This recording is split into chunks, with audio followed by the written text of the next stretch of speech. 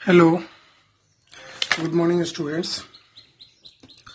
Chapter में आपको पढ़ा रहा हूँ बेसिक अकाउंटिंग टर्म्स, जिसका लेक्चर नंबर आज 5 हम आपके साथ डिस्कस करेंगे। और आज का टॉपिक होगा एक्सपेंस। मैं एक ही टॉपिक पढ़ाऊंगा 9 नंबर एक्सपेंस, लेकिन पूरे डिटेल में बताएंगे, इसीलिए ये लंबा हो जाएगा, हो सकता है थोड़ा। आइए सबसे पहले खर्च के बारे में जानते हैं। खर्च क्या होता है? एक्सपेंस का मतलब होता है खर्च। अब बिजनेस जो है आए दिन अपना बिजनेस को चलाने के लिए बहुत सारे खर्चे करते हैं। अब उस खर्च क्या होता है जरा समझते हैं। खर्च क्यों करते हैं? तो रेवेन्यू जनरेट करने के लिए जानते होंगे। तो डिफिनीशन में कुछ इसी प्रकार लिखा हुआ है, expense is the cost incurred for generating revenue. Expense वो वैसा कॉस्ट को बोलते हैं, वैसा मूल्य को बोलते हैं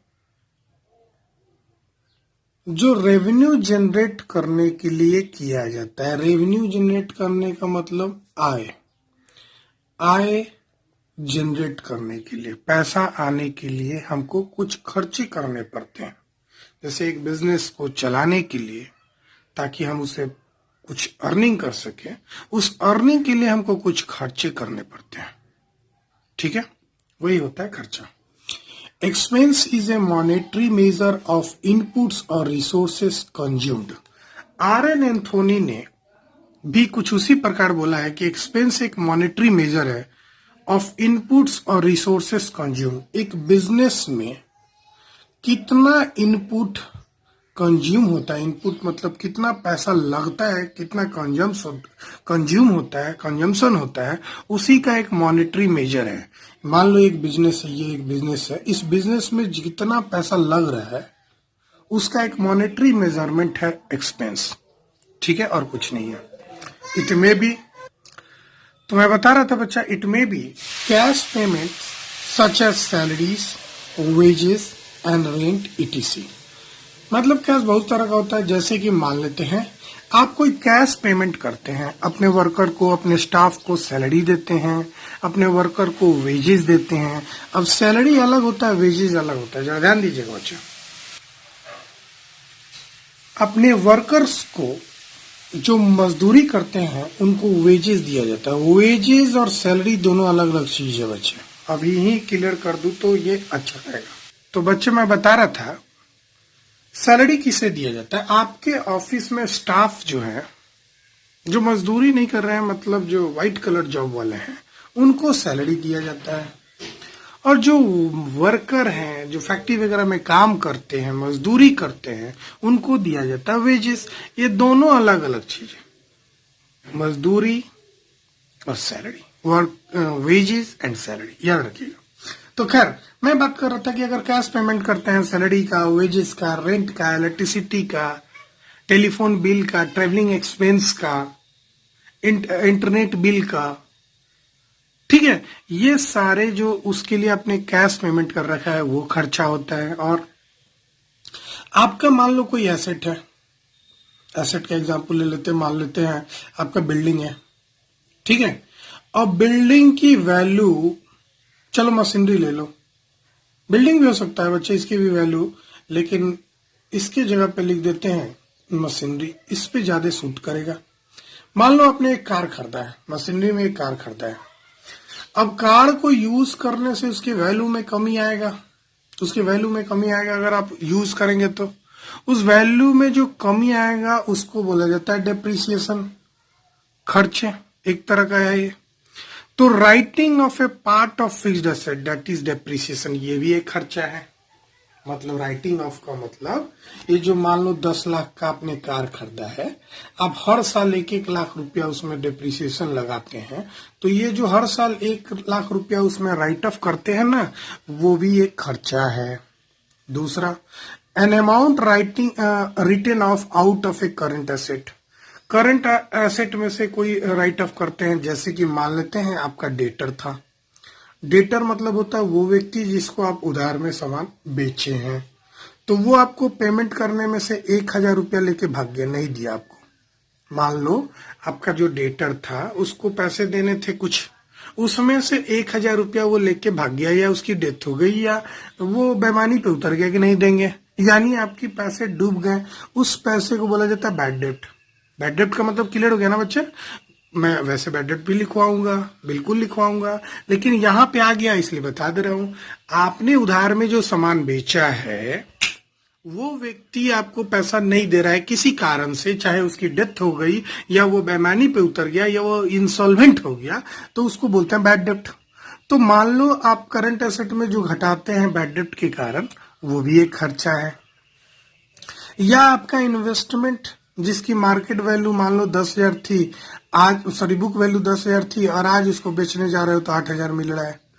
इन्वेस्टमेंट समझ रहे हो ना? शेयर वगैरह मान लो आप किसी कंपनी का खरीदे हैं, तो 10,000 का शेयर आज के डेट में उसकी वैल्यू 8,000 है, यानी 2,000 घट गई है, तो वो भी एक खर्चा है। या आपने कोई सामान खरीदा है, उसका जो कॉस्ट है वो भी एक खर्चा है। जैसे मान लो आप ये पेन है, ये पेन 5 रुपया का आप सेल कर रहे हैं। कितने का सेल कर रहे हैं? 5 रुपया का। मान लो इसमें 3 रुपया आपने खर्चा किया खरीदने में, तो ये 3 रुपया आपका खर्चा हो गया। तो खर्चा बहुत तरह का हो गया। ये सारे खर्चे के टाइप्स हैं, ये 5 टाइप्स ऑफ खर्चे जनरली बिजनेस में होता है। पहला वो खर्चे जैसे कि मान लो सैलरी दिए, वेजेस दिए, रेंट दिए, इलेक्ट्रिसिटी दिए, मतलब कैश में आपने पेमेंट किया। दूसरा आपने एसेट्स में कमी कर दिया। तीसरा आपने करंट एसेट में कमी कर दिया। चौथा आपका कोई एसेट्स की वैल्यू अपने आप कम हो गया। पांचवा जो आप सामान खरीदे हैं ना, वो खरीदने का जो मूल्य है वो हो गया कॉस्ट, खर्चा। तो खर्चे जो होते हैं पूरे, इसमें बहुत सारे चीज ऐड होके ये खर्चा का रूप लेता है। एक ही खर्चा बिजनेस में नहीं होता, बिजनेस में बहुत तरह का खर्चा होता है। एक छोटा सा दुकान ले लो, एक कपड़े की दुकान ले लो, तो वो कपड़े की दुकान में अपना सैलरी देता होगा, वो कपड़े की दुकान में रेंट देता होगा, रेंट पे होगा तो इलेक्ट्रिसिटी बिल देता होगा, टेलीफोन बिल देता होगा, कुछ स्टाफ को इधर उधर भेजता होगा तो उसको ट्रेवलिंग एक्सपेंस देता होगा, वगैरह वगैरह। उसने कोई एसी वगैरह खरीद रखा है, एयर कंडीशन वगैरह लगा रखा है, तो उस एसेट्स की वैल्यू कम होगी, डेप्रिसिएशन लगेगा उस पे। ठीक है, वो उधार सामान बेचता होगा तो कुछ आदमी लेके भाग जाता होगा, नहीं देता होगा, खासकर उस साल तो नहीं देता होगा, मान लो आगे वाला साल दिया, तो जिस साल नहीं दिया उस साल के लिए तो बैड डेब्ट हो गया। ठीक है, हो सकता है कि कोई एसेट्स उसने खरीद रखा है, इन्वेस्टमेंट कर रहा है, जिसकी वैल्यू कम हो गई। उसने किसी कंपनी का शेयर खरीदा था जिसकी वैल्यू कम हो गई। म्यूचुअल फंड वगैरह का ऐड सुनते होंगे टेलीविजन वगैरह पे, तो म्यूचुअल फंड में उसने पैसा लगाया और उस म्यूचुअल फंड की वैल्यू कम हो गई, लॉस हो गया। भाई 10,000 का म्यूचुअल फंड था, आज के डेट में उसको बेचने पे 8,000 मिल रहा है, यानी कि 2,000 का लॉस हो गया। ये भी एक खर्चा हो गया। या उसने जो कपड़ा खरीदा, रॉ मटेरियल खरीदा बेचने के लिए, तो वो खरीदने वाला जो कपड़े का प्राइस है वो भी हो गया कॉस्ट ऑफ गुड सोल्ड। तो मतलब खर्चे बहुत तरह का होता है बच्चे। ये 5 तरह का जनरली बिजनेस में खर्चे होते हैं। तो उसको कहाँ दिखाया जाएगा बच्चे? तो ये खर्चे जो है ना, उसको चार्ज किया जाता है डेबिट साइड में, ट्रेडिंग अकाउंट के या प्रॉफिट एंड लॉस अकाउंट के। ये जो हम प्रॉफिट, मान लो ट्रेडिंग अकाउंट बता रहे हैं, थोड़ा सा नमूना बता दें। वैसे तो ट्रेडिंग अकाउंट मैं बनाऊंगा। ट्रेडिंग अकाउंट टी सेप अकाउंट होता है, कुछ इस प्रकार का बनता है। देख लो फॉर्मेट, देख लो टी सेप। ठीक है, ये ये रुपीस का साइन होता है, ये रुपीस का साइन होता है, और इसमें कुछ कुछ लिखा जाता है। जैसे यहाँ पे लिखा जाता है पार्टिकुलर्स। पार्टिकुलर्स का मतलब होता है ना बच्चे, कि इसमें मद कितने टाइप का जो है खर्चे है ना वो लिखा जाता है। ये डेबिट साइड होता है बाएं साइड वाला, और ये होता है क्रेडिट साइड दाएं साइड वाला, याद रखना। तो ये जो खर्चा है ना, वो ट्रेडिंग अकाउंट के डेबिट साइड मतलब इधर लिखा जाता है, बाएं साइड, लेफ्ट हैंड साइड में लिखा जाता है। ठीक है ना, ये लेफ्ट हैंड साइड है मेरा, तो इधर लिखा जाता है। उसी तरह मान लो ये प्रॉफिट एंड लॉस अकाउंट कुछ इसी प्रकार बनता है। ट्रेडिंग की जगह पे आप लिख सकते हैं प्रॉफिट एंड लॉस अकाउंट, तो उसमें भी खर्चे डेबिट साइड में लिखा जाता है। मतलब ट्रेडिंग अकाउंट हो या प्रॉफिट एंड लॉस अकाउंट हो, दोनों में खर्चे जो होते हैं ना वो डेबिट साइड में लिखा जाता है। रूल है, याद कर लो, डेबिट साइड। एडीआर का मतलब होता है डेबिट और सीआर का मतलब होता है क्रेडिट। ठीक है ना, तो कोई भी अकाउंट में 2 साइड होता है, एक डेबिट और एक क्रेडिट। तो खर्चे किधर लिखते हैं? डेबिट साइड में। इनकम किधर लिखते हैं? क्रेडिट साइड में। ठीक है बच्चे, क्लियर हो गया। तो मैं बता रहा था खर्चे का बहुत सारे वे होते हैं। अब आते हैं उस खर्चे में 2 तरह का खर्चा आप करते हैं जनरली। एक करते हैं प्रीपेड खर्चा, और एक होता है आउटस्टैंडिंग खर्चा। अब ये प्रीपेड खर्चा क्या होता है, मतलब प्रीपेड एक्सपेंस क्या होता है और आउटस्टैंडिंग एक्सपेंस क्या होता है, दोनों मैं धीरे धीरे बताता हूँ। पहले मैं बता दूं प्रीपेड एक्सपेंस। पहले तो इसको याद कर लेना कि प्रीपेड एक्सपेंस एक करंट एसेट की एग्जांपल है। पहले भी मैं जब एसेट पढ़ा रहा था उसमें आपको बताया था प्रीपेड एक्सपेंस करंट एसेट की एग्जांपल है, और मैंने वहां भी समझाया था प्रीपेड एक्सपेंस क्या होता है। लेकिन अभी ऑफिशियली मैं आपको बता रहा हूं प्रीपेड एक्सपेंस क्या होता है। जरा डिफिनीशन पे गौर कीजिए तो समझ में और अच्छे से आएगा। It is an expense that has been paid in advance. ये एक ऐसा खर्च है जिसको आपने एडवांस में पे कर दिया है। And the benefit of which will be available in the following year और ईयर्स। कहने का मतलब है कुछ इस प्रकार, जैसे कि मान लेते हैं आपने एक इंश्योरेंस प्रीमियम भरा 50,000 रुपया का, ठीक है ना, और ये 1 साल के लिए आपने भरा। सालाना आपका इंश्योरेंस प्रीमियम भरना होता है। इंश्योरेंस प्रीमियम समझते हैं बच्चा?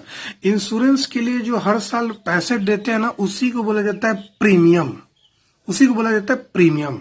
तो इंश्योरेंस आपने अगर आपका लाइफ इंश्योरेंस करा रखा होगा, आपके पापा वगैरह लाइफ इंश्योरेंस करा रखे होंगे, तो आप देखना आपके डैडी जी, आपके ब्रदर, आपके सिस्टर, आपके घर में कोई ना कोई इंश्योरेंस प्रीमियम इंश्योरेंस करा रखा होगा, तो उसके लिए हर साल वो प्रीमियम जमा करते होंगे। तो जिस साल जमा करते हैं ना उस साल वो खर्चा होता है, ठीक है। तो जरा यहाँ पे देखो कि मान लेते हैं कि इंश्योरेंस प्रीमियम 50,000 रुपया का आपने कराया है, ठीक है, और वो इंश्योरेंस आपने करवाया है 1 अक्टूबर 2017 को। जाहिर सी बात है, अगर आप 1 अक्टूबर 2017 को कोई इंश्योरेंस कराए हैं तो उसकी 1 ईयर के बाद उसकी डेट होगी 30 सितंबर 2018। मतलब 1 अक्टूबर 2017 से लेके 30 सितंबर 2018 के बीच का आपका प्रीमियम कितना है बच्चे? 50,000 रुपया। एकदम क्लियर हो गया? आपने 1 साल का इंश्योरेंस प्रीमियम दिया, लेकिन प्रीमियम देने का डेट है स्टार्टिंग का 1 अक्टूबर 2017, तो उसकी वैलिडिटी कहां तक होगी? 1 साल। मतलब 1 अक्टूबर 2017 से लेके 30 सितंबर 2018 तक उसकी वैलिडिटी होगी, मतलब 1 साल, ठीक है। अब मान लेते हैं आप अपना बुक्स की क्लोजिंग, क्या बोल रहे हैं हम? बुक्स की क्लोजिंग ईयर फिनेंशियल ईयर रखते हैं। 2 तरह का ईयर होता है बच्चे, एक होता है फिनेंशियल ईयर और एक होता है कैलेंडर ईयर। फिनेंशियल ईयर होता है 1 अप्रैल से लेके 31 मार्च तक, और कैलेंडर ईयर होता है 1 जनवरी से लेके 31 दिसंबर तक। ये हम बता दिए हैं। तो मान लेते हैं आपकी बुक्स ऑफ अकाउंटिंग, आप मतलब अकाउंटिंग ईयर आपका फिनेंशियल ईयर है, इसी दौरान आप अकाउंटिंग अपना करते हैं, ठीक है। तो आपकी अकाउंटिंग शुरू होगी 1 अप्रैल 2017 से 31 मार्च 2018। दूसरे साल की शुरू होगी 1 अप्रैल 2018 से लेकर 31 मार्च 2019। लेकिन आपने इंश्योरेंस प्रीमियम दिया है 1 अक्टूबर 2017 से लेकर 30 सितंबर 2018 तक। जरा ध्यान से देखना, एकदम पेचीदा चीज है, जरा ध्यान से देखना। तो मैं बता रहा था बच्चे कि ये देखो, ये पहला साल है 1 अप्रैल 17 से 31 मार्च 18, ये दूसरा साल है, 2 साल का मैंने ले रखा है। आपने इंश्योरेंस पे किया 1 अक्टूबर 2017 से 30 सितंबर 2018 को। ध्यान से देखना इसमें एडवांस कैसे दिखाते हैं आपको। आपका मान लो ये साल चल रहा है, आप अपना बुक्स ऑफ अकाउंटिंग इस साल का बना रहे हो। किस साल का बना रहे हो? 1 अप्रैल 2017 से लेकर 31 मार्च 18 को, ठीक है ना। यहां पे जो कि यहीं पे पड़ेगा 1 अक्टूबर 2017, इस डेट को आपने 50,000 रुपया इंश्योरेंस पे किया है ना। हर अकाउंटिंग पीरियड जनरली 1 साल का होता है, 1 ईयर का होता है। जनरली अकाउंटिंग पीरियड जो होता है 1 ईयर का होता है। मतलब हम अपना प्रॉफिट एंड लॉस जो निकालते हैं ना, वो 1 साल का निकालते हैं। अभी हम किस साल का निकाल रहे हैं? 1 अप्रैल 17 से लेके 31 मार्च 18 को। तो इस डेट को 1 अक्टूबर 2017 को इन दोनों के बीच में आएगा। इस डेट को आप 50,000 देते हो। आपकी तो बुक्स 31 मार्च को ही क्लोज हो रही है, लेकिन इस पैसे आपने पे किया है यहां तक का बीच का। देखो जरा एरो देखो मेरा, यहां से यहां तक का डेट का आपने पेमेंट किया है ना। इस डेट से इस डेट का पेमेंट किया है। इसका मतलब हुआ आपने 25,000 रुपया एडवांस दे रखा है। कैसे एडवांस देख रहा है? आपकी तो बुक्स की क्लोजिंग 31 मार्च 18 है, यही आपको क्लोज कर देना है। लेकिन आपने तो 50,000 पे किया है, तो 50,000 पूरे 12 महीने के लिए पे किया है, तो यहां से यहां तक तो सिर्फ 6 महीना हो रहा है, यानी आपने 6 महीना का एडवांस दे दिया है इंश्योरेंस प्रीमियम। इसका मतलब आपको दिखाना पड़ेगा कि आपने 6 महीना का जो इंश्योरेंस प्रीमियम दिया है वो आपने एडवांस दिया है। That is only called prepaid expense, यानी प्रीपेड इंश्योरेंस। क्लियर हो गया ना? मैं फिर से आपको धीरे धीरे समझाता हूं। अब हमको मालूम है आप एकदम छोटे छोटे बच्चे हैं, 11th क्लास में है, थोड़ा सा तकलीफ होता होगा। मैं आपको एक बार और समझाता हूं, जरा एक बार आप ध्यान से सुनो। जरा यहां देखो, जैसे आपका जो बुक्स का क्लोजिंग ईयर चल रहा है, जो फाइनेंशियल ईयर चल रहा है, अकाउंटिंग ईयर चल रहा है, वो है 1 अप्रैल 2017 और इसका एंड होगा 31 मार्च 2018, एक साल। ठीक है ना? क्लियर हो गया? आपने बीच में 1 अक्टूबर को 2017 को 50,000 रुपया पे किया एक साल के लिए, तो इसका तो साल जाके इधर खर्चा खत्म होगा ना, मतलब वो खत्म होगा 30 सितंबर 2018। 30 सितंबर 2018 मतलब इसके आगे जाके खत्म होगा। तो ये जो ड्यूरेशन का आपने जो एक्स्ट्रा पेमेंट किया है, ये ड्यूरेशन का, क्योंकि आपका बुक्स तो यही क्लोज हो जा रहा है, तो आपने जो एक साल आगे का जो पेमेंट किया है 6 महीना का, वही 6 महीना का पैसा एडवांस कहलाएगा, प्रीपेड एक्सपेंस कहलाएगा। ये तो हो गया मतलब बुक्स ऑफ अकाउंट में लिखने का तरीका से। थोड़ा कहानी के रूप में समझ लो, इससे ज्यादा इजी शायद लगे। मान लेते हैं आप रेंट पे पढ़ाई करते हो पटना में रह के, पटना में रहकर रेंट पे पढ़ाई करते हो, और आपने अपने मकान मालिक को, अपने लैंडलॉर्ड को, अपने ऑनर को, सपोज डेट आपने, अभी चल रहा है जनवरी, सॉरी अभी जो चल रहा है वही बता दो, अभी हम लोग का जुलाई चल रहा है, ठीक है ना? तो जुलाई होता है 30 दिन, ठीक है? तो आपने अगर अपने लैंडलॉर्ड को अगस्त का पेमेंट कर दिया है, सितंबर का पेमेंट कर दिया है, मान लो 2020 है, ये सब 2020 है, आप तो अभी जुलाई में हो, तो आपका अकाउंटिंग ईयर सिर्फ जुलाई है, और आपने अगस्त सितंबर का पैसा अपने मकान मालिक को पे कर दिया। मान लो सितंबर अभी नहीं समझ रहा है तो समझो अगस्त का पैसा आपने दे दिया है, अभी जुलाई चल रहा है और आप पैसा दे दिए हो अगस्त का, इसका मतलब आप एडवांस दिए हो ना, आपने एडवांस खर्चा किया है। बात समझ में आया? क्लियर एकदम? भाई आप अभी जुलाई में हो और आपने अगस्त के पैसा दे दिए हो, रेंट दे दिए हो, किसको दे दिए हो? अपने मकान मालिक को। तो जो मकान मालिक को आपने एडवांस रेंट दिया, मान लो 5,000 रुपया आपका मंथली इनकम है, मंथली रेंट है, तो आपने 5,000 रुपया अगस्त का भी दे दिया, जुलाई का तो दिया ही, अगस्त का भी दे दिया, तो 5,000 आप दिखाओगे ना जुलाई में कि हमने एडवांस दिया है। कहीं आप अगर लिखते हो तो ये लिख के रखोगे ना कि हमने अपने मकान मालिक को अगस्त का भी पेमेंट कर दिया है, नहीं तो आप भूल जाओगे। उसी का तो अकाउंटिंग करना होता है, मतलब बिजनेस का अकाउंटिंग क्यों करते हैं? याद रखने के लिए, प्रॉफिट और लॉस निकालने के लिए। तो यहाँ पे 5,000 एडवांस है ना, उसी प्रकार ये जो इंश्योरेंस पे हुआ है 50,000, तो वो 50,000 तो पूरे साल का पे हुआ है, और बुक्स की क्लोजिंग बीच ही में हो जा रही है। इसका मतलब 25,000 जो रुपया है वो आपने एडवांस पे किया है। क्लियर हो गया ना? तो amount of premium paid in advance, that is 25,000 is called prepaid expense. इसी को बोला जाता है prepaid expense, and it will be accounted as expense in the financial year ending 31st March 2019. अब जब हम इस साल का अकाउंटिंग करेंगे तो उस साल इस 25,000 को हम खर्चा दिखाएंगे, ठीक है? उस साल हम खर्चा दिखाएंगे 25,000, और इस साल का खर्चा 25,000 दिखा देंगे। इसका मतलब अगर हम इस साल की बात करें, यहाँ पे, तो 25,000 तो हम खर्चा दिखाए ये पीरियड का, लेकिन ये 25,000 हमने एडवांस दिखाया, और अगले साल का बात करें तो वो 25,000 फिर खर्चा हो जाएगा, तो वही बात मैंने लिख दिया। In the balance sheet as at 31 March 2018 it will be shown as current asset, यानी कि इस साल के बैलेंस शीट में आप दिखाओगे कि आपने 25,000 रुपया एडवांस दे रखा है। समझ में आया? आगे बढ़ते हैं। अब दूसरा होता है आउटस्टैंडिंग एक्सपेंस। आउटस्टैंडिंग एक्सपेंस और प्रीपेड एक्सपेंस में अंतर क्या है? दोनों अलग अलग चीज है, नाम से ही क्लियर है। एक का नाम है प्रीपेड और एक का नाम है आउटस्टैंडिंग। आउटस्टैंडिंग का मतलब होता है बकाया। जैसे यही रेंट पे पहले समझो, मान लेते हैं आप अभी जुलाई चल रहा है, मान लेते जुलाई चल रहा है, आप अपने लैंडलॉर्ड के मकान में जुलाई में रह लिए हैं, लेकिन जुलाई का जो 5,000 रुपया है और आपने पे नहीं किया है, ठीक है ना?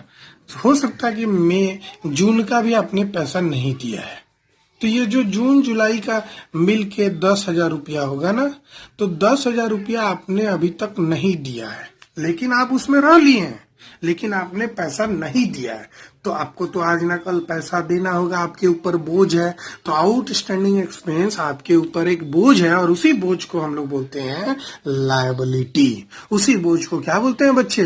लायबिलिटी। मतलब आपने जून और जुलाई में अपने मकान में रह लिया है, लेकिन उसका रेंट आपने पे नहीं किया है, यानी आपको फ्यूचर में पे करना होगा। तो जब भी आप पे करोगे तो आपके ऊपर बोझ बना हुआ है, टेंशन बना हुआ है, भाई उसके मकान में हम रह लिए हैं, अब हमको तो पेमेंट करना होगा, तो करना होगा, तो डेट इज कॉल्ड लायबिलिटी। तो आउटस्टैंडिंग एक्सपेंस जो होता है ना, वो करेंट लायबिलिटी होता है। आउटस्टैंडिंग एक्सपेंस जो होता है वो करंट लायबिलिटी होता है, याद कर लो। जरा देख लेते हैं। It is an expense that has been incurred but has not been paid. यहाँ क्लियरली लिखा हुआ है वैसा खर्चा जो हो चुका है लेकिन आपने पेमेंट नहीं किया है। जैसे आपने जून जुलाई में रह लिया, यानी खर्चा तो कर दिया लेकिन बस पैसा नहीं पे किया है। भाई जून जुलाई में रहा तो खर्चा तो हो गया ना, लेकिन आपने पेमेंट किया नहीं किया, तो that is called outstanding expense. ठीक है, आगे बढ़ते हैं। फॉर एग्जाम्पल मैंने एक लिया है, a firm has worked from a rented office but it has not paid a rent for the month of March 2019 of rupees 10,000। एक फर्म है जो रेंटेड ऑफिस रेंट पे रहता है, उसने अपने ऑफिस का रेंट 10,000 रुपया मार्च का नहीं दिया है। तो मार्च 2019 अगर हम कैलेंडर उसका अकाउंटिंग ईयर का बात करें तो यहाँ मार्च 19 है, यानी कि 1 अप्रैल 2018 से उसका सेशन चल रहा होगा 31 मार्च 2019। तो उसने 31 मार्च 2019 का पेमेंट नहीं किया, तो वो तो उसी साल का पेमेंट नहीं किया ना। बस ध्यान देना, प्रीपेड एक्सपेंस आगे बढ़ जाता है लेकिन आउटस्टैंडिंग एक्सपेंस उसी साल रह जाता है। ध्यान दो भाई, ईयर तो यहां से यहां तक का है, तो अगर 31 मार्च 19 को मार्च का पैसा उसने नहीं दिया है तो मार्च तो उसी साल आ गया ना, जिस अकाउंटिंग ईयर का हम बात कर रहे हैं। हमारा अकाउंटिंग ईयर 18-19 है। जैसे आपका एडमिशन जो एग्जाम लीजिएगा, आपका बोर्ड एग्जाम 20-22 में होगा, यानी 22 में आप जाके एग्जाम दीजिएगा। अभी आप 11th में हो, जब आप 12th में जाओगे फिर बोर्ड का एग्जाम दोगे तो 22 में आपका बोर्ड का एग्जाम होगा, ठीक है ना। तो आपका सेशन चल रहा है 2 साल का, वैसे 11th का सेशन 20-21 है, ठीक है ना। तो उसी तरह हर बिजनेसमैन का भी अकाउंटिंग ईयर होता है, तो उसका अकाउंटिंग ईयर 18-19 है। उसने मार्च का पैसा नहीं दिया है 10,000 रुपया, इसका मतलब 10,000 का उसके ऊपर लायबिलिटी है, क्योंकि उसने खर्चे कर दिए हैं, उसमें वो रह लिया है, उसके मकान में अपना ऑफिस चला लिया है लेकिन रेंट नहीं दिया है। उसी को बोलते हैं आउटस्टैंडिंग रेंट, यानी आउटस्टैंडिंग खर्चा। और इसको कहाँ दिखाते हैं, जरा देखो। It is debited to profit and loss account, also it is shown in the balance sheet of current liability as current liability. मतलब इसको दोनों जगह दिखाया जाता है, प्रॉफिट एंड लॉस अकाउंट में भी दिखाया जाता है और बैलेंस शीट में भी दिखाया जाता है। लेकिन ये वाला जो है उसको प्रॉफिट एंड लॉस में घटा के दिखाया जाता है, क्योंकि अगर हम 17-18 का बना रहे हैं तो हमने तो 6 महीना आगे का पैसा दिया है, तो 17-18 में तो 17-18 का खर्चा दिखाएंगे, तो हम 25,000 खर्चा दिखाएंगे और 25,000 एसेट दिखाएंगे। लेकिन यहाँ उल्टा है, यहाँ पे हमको 10,000 खर्चा दिखाना पड़ेगा क्योंकि वो इसी साल का खर्चा है। तो एडवांस खर्चा यानी प्रीपेड एक्सपेंस और आउटस्टैंडिंग एक्सपेंस दोनों अलग अलग चीज होता है बच्चे। एकदम ध्यान से एकदम अच्छे तरीके से समझिएगा कि आउटस्टैंडिंग एक्सपेंस किसे कहते हैं, प्रीपेड एक्सपेंस किसे कहते हैं। दोनों अलग अलग चीज है, दोनों का अकाउंटिंग ट्रीटमेंट भी अलग होगा। मान लेते हैं लेट सपोज आपको अकाउंटिंग ट्रीटमेंट अभी नहीं समझ में आया, तो जब हम चैप्टर पढ़ाएंगे फिनेंशियल स्टेटमेंट, फाइनल अकाउंट, उस वक्त आपको और अच्छे से समझ में आ जाएगा। वहां पे भी आपको फिर से हम प्रीपेड एक्सपेंस, आउटस्टैंडिंग एक्सपेंस समझाने वाले हैं, एकदम प्रॉमिस करते हैं। वहां पे एकदम अच्छे से हम समझाने वाले हैं। वहां पे भी वर्ड आएगा प्रीपेड एक्सपेंस, आउटस्टैंडिंग एक्सपेंस। अभी तो बस अकाउंटिंग टर्म्स बता रहे थे, इसीलिए हमने थोड़ा सा समझा दिया भाई आउटस्टैंडिंग एक्सपेंस होता क्या है, प्रीपेड एक्सपेंस क्या होता है। वैसे ये दोनों चीज पूरे साल आप पढ़ते रहोगे, बहुत बार, अभी नहीं समझे तो एक बार और बहुत बार मौका आएगा जहां आप सीख लोगे। वैसे अभी कोशिश करो कि एक बार सीख लें, एक बार बैक करो, सुनो कि हम क्या बोले हैं। ठीक है बच्चे, तो मिलते हैं हम अपने नेक्स्ट लेक्चर में, तब तक के लिए bye. Please like, share and subscribe my YouTube channel accounts boss. Thank you all of